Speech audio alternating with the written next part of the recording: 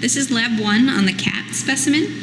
So you're making similar incisions as the dog and looking at those superficial structures. So if you can find in the fur the mammae that you were looking for in the umbilicus, that would be great. If not, if you can't find the umbilicus, I usually go about midway down the belly to make my incision up to the dorsal midline of the back.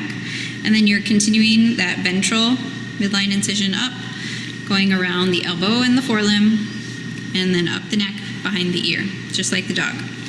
However, when you reflect your skin on the cat, I recommend taking the cutaneous trunci with the skin instead of separating it, because it's very fine, paper-thin muscle here. You can see the fibers along the skin, and I would recommend just taking it all off at one time and not separating that out. All right, then we'll move on to the pectorals in the cat.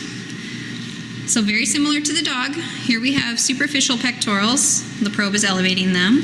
You have the descending pectoral here and the transverse pectoral here, both part of that superficial pectoral. The descending tends to be fused to the transverse, so it might be hard to separate there. Then you'll be transecting about 1 centimeter away from the sternum and cutting those superficial pectorals and reflecting those. Then you have the deep pectoral underneath here, running down the belly. And so the deep pectoral tends to go a little bit further down the belly than in the dog, but you're going to make a similar incision, another centimeter or so away, and cut all the way along there and reflect the deep pectorals as well.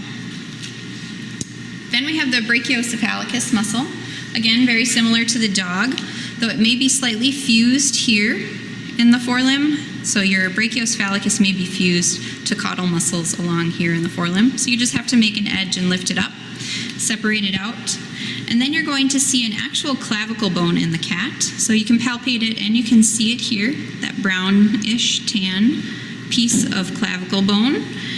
And so from that point down, you're going to have the cleidobrachialis. So from the clavicle down to the forelimb, cleidobrachialis.